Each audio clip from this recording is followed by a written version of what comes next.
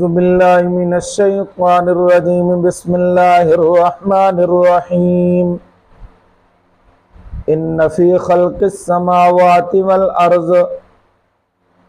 بے شک آسمانوں اور زمین کے پیدا کرنے میں، واختلاف اللیل والنہار، رات اور دن کے بدلنے میں، لآیات، البتہ نشانیاں ہیں، لأولی الالباب، عقل والوں کے لیے، الذین وہ، یذکرون اللہ، جو یاد کرتے ہیں اللہ کو، قیاماً، کھڑے، قعوداً، بیٹھے، وعلی جنوبہم، اور لیٹے ہوئے کروٹوں کے بل، ہر حال میں اللہ کی ذات کو یاد کرتے ہیں، وَيَتَفَكَّرُونَ، اور غور و فکر کرتے ہیں، فی خلق السماوات والارض، آسمانوں اور زمین کی پیدائش میں، ربنا ما خلقت ھذا باطلا، اور کہتے ہیں اے ہمارے پروردگار، نہیں تو نے پیدا کیا اس کو باطل اور عبث، یہ مخلوقات جتنی بھی اللہ تو نے پیدا کی ہے اس کو عبث اور بیکار نہیں پیدا کیا، سبحانک، تو پاک ہے شریکوں سے۔ حضرت عطا بن رباح رحمت اللہ علیہ ایک موقع پر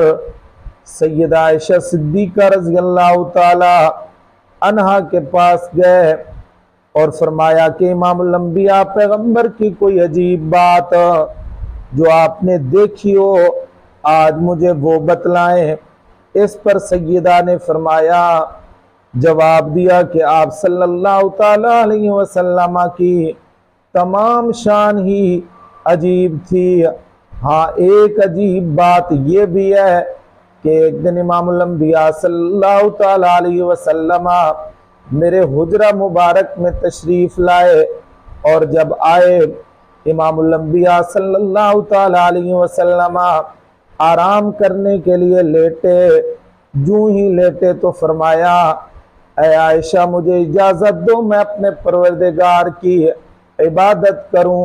امام الانبیاء صلی اللہ تعالی علیہ وسلم بستر سے اٹھے، وضو کیا، رسول اللہ نے نماز کے لیے کھڑے ہو گئے، قیام فرمایا، اس قدر آنسو آئے پیغمبر علیہ السلام کے کہ سینے مبارک پر بہنے لگے، پھر رسول اللہ نے رکوع کیا، اس میں بھی بہت زیادہ روئے، حتیٰ کہ پیغمبر علیہ السلام روتے روتے سجدے کی جگہ آنسوؤں سے تر ہو گئی، یہاں تک کہ صبح حضرت بلال رضی اللہ تعالیٰ عنہ آئے اور نماز کی اطلاع دی۔ سیدہ عائشہ صدیقہ رضی اللہ تعالیٰ عنہ فرماتی ہیں کہ میں نے کہا یا رسول اللہ، حالانکہ آپ کے تو گناہ بھی نہیں ہے، آپ کی زندگی میں تو گناہ کا شائبہ بھی نہیں ہے۔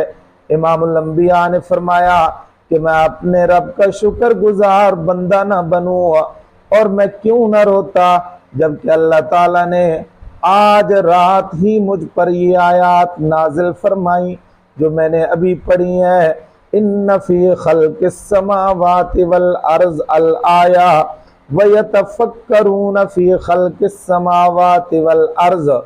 اب تفکر کہتے ہیں کسی چیز کی حقیقت تک پہنچنے کی کوشش کرنا۔ اس آیت سے معلوم ہوا کہ غور و فکر بھی عبادت ہے، اسی وجہ